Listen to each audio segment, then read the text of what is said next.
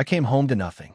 My boots, still dusted with the grit of a foreign desert, hit the ground in Redding, California, expecting the familiar creak of my porch. Instead, I found a wasteland. My 50-acre ranch, a patchwork of my family's blood and dreams, was gone. Not just fenced off or neglected sold. While I was halfway across the globe surveying my country, a homeowners association I'd never even heard of claimed my land was abandoned.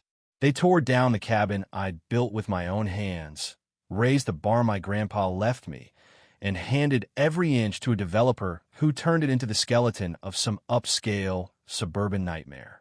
I stood there, duffel bag slung over my shoulder, staring at a chain-link fence and a sign that read, "Saw private property.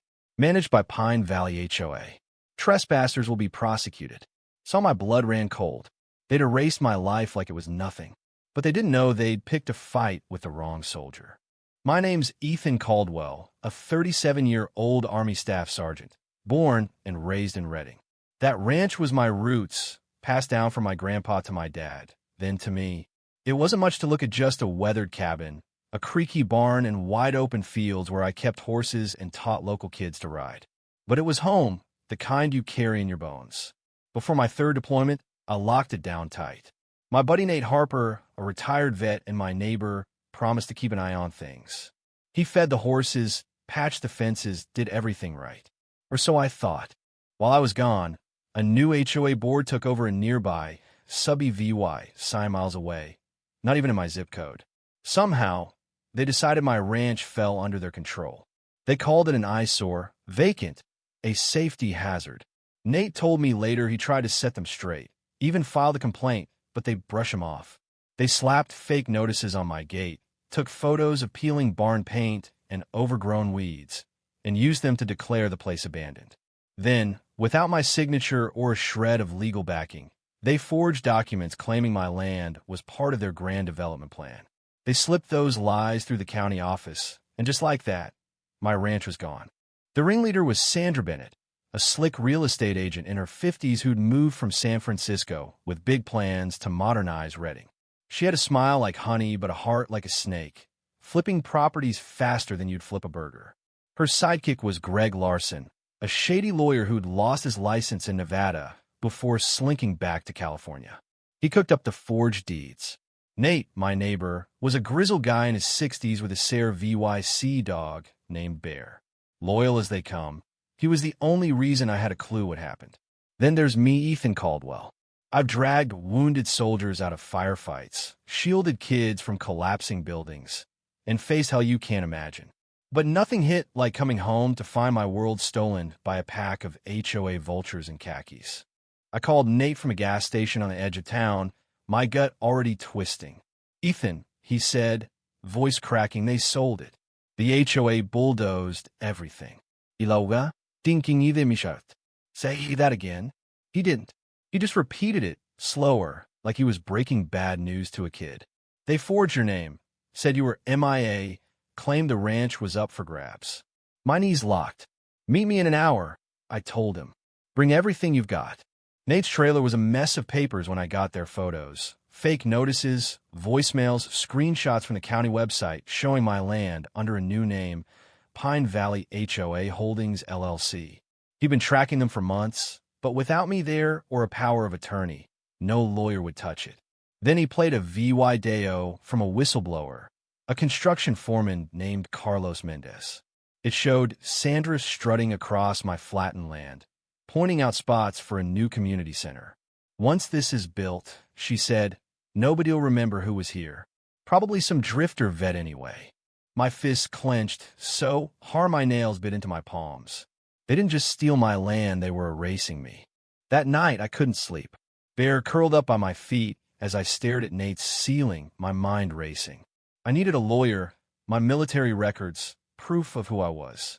But more than that, I needed EVY Denke. They knew they were breaking the law. Then Nate's phone buzzed. He groaned, checked it, and froze. "Ethan, you're not going to believe this. Sandra filed a restraining order against you." I bolted upright. "What? I haven't even seen her." He handed me the phone. "She's saying you're a threat, using your military record to make you sound unhinged."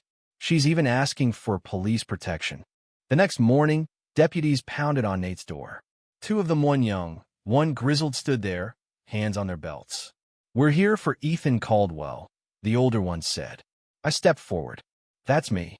They served the order and hauled me in for questioning, claiming I'd been caught on camera, threatening to torch the construction site. "I was in Kuwait 2 days ago," I told the detective, sliding my reentry papers across the table. He sighed, rubbing his temples. "If you're telling the truth, someone's playing dirty." I laid it all out: Sandra's forgeries, the demolished cabin, Carlos's VY Deo. He leaned back. "This is a mess. If you've got proof, that HOA's in deep." They let me go, but I knew proof was everything. Nate was already backing up files to the cloud when I got back.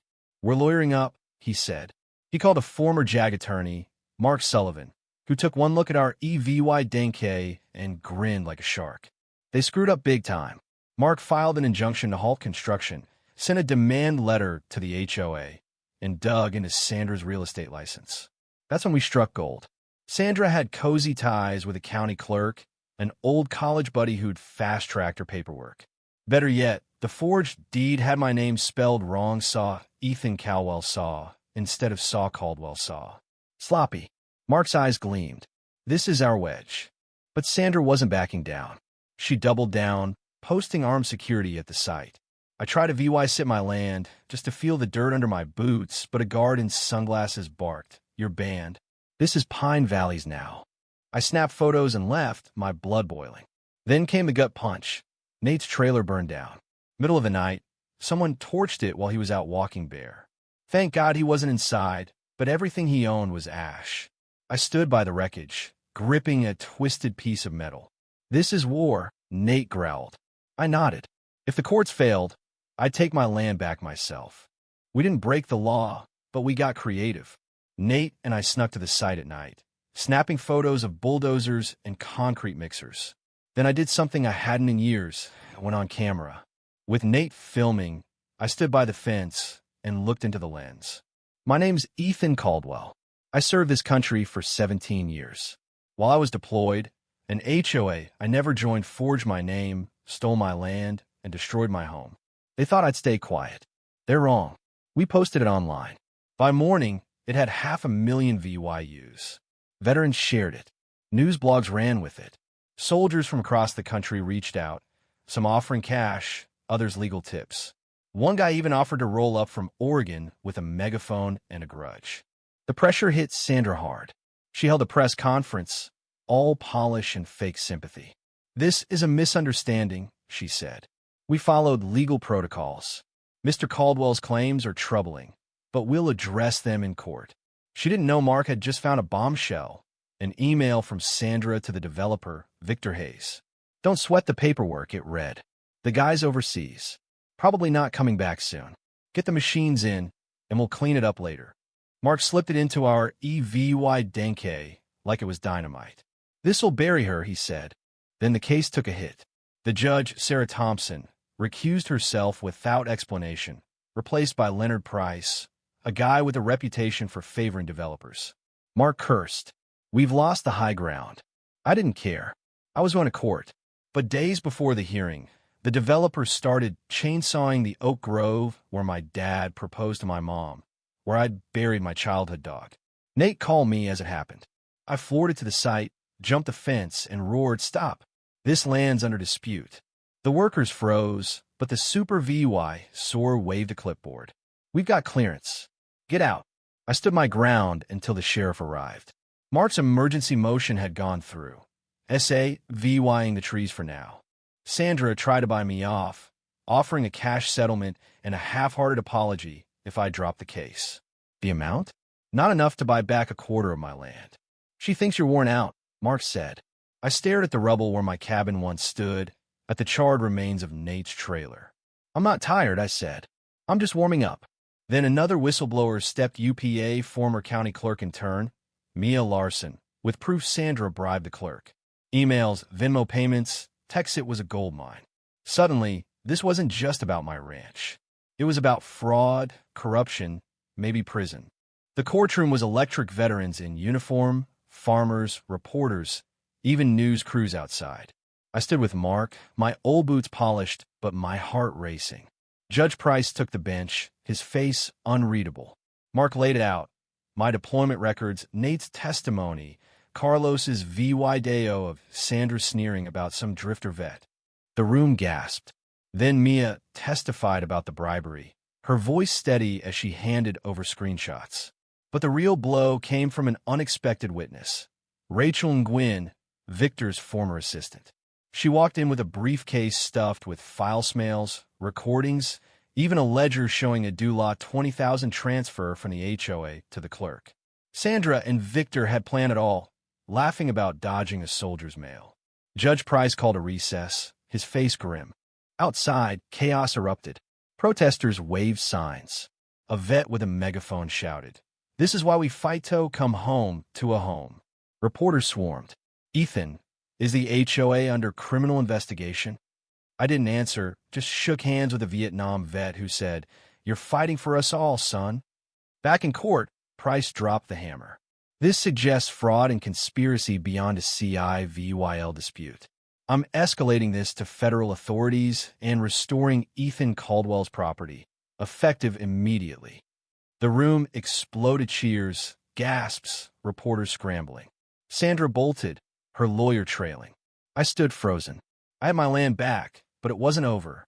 The next morning, Sandra's HOA filed for bankruptcy, trying to shield the sale in federal court. "She's betting you'll quit," Mark said. I wouldn't. We went public, posting every document online. The story blew up millions of VYUs, the Justice for Ethan trending. Veterans shared their own horror stories. Sandra's board resigned, and she vanished, missing a court hearing. Mark filed for a default judgment. Then Rachel stood up in court again, revealing Sandra was part of a bigger racket, targeting soldiers and the elderly. The feds moved in.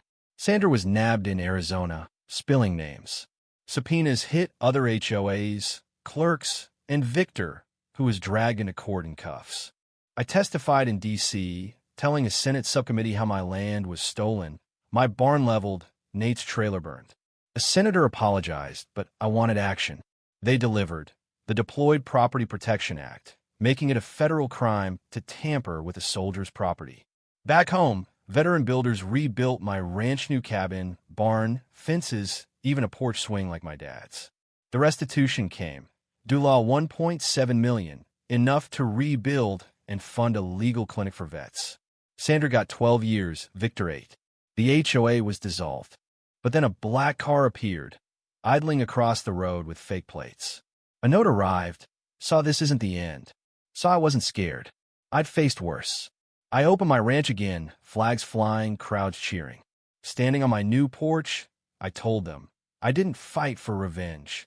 I fought for everyone they tried to silence. But that car lingered in my mind. Someone was still watching. So what do you think? Was Sandra just a greedy opportunist, or was she a pawn in a bigger game? Should HOAs have the power to touch private land? Could you fight back like I did? Or would you take the cash and walk?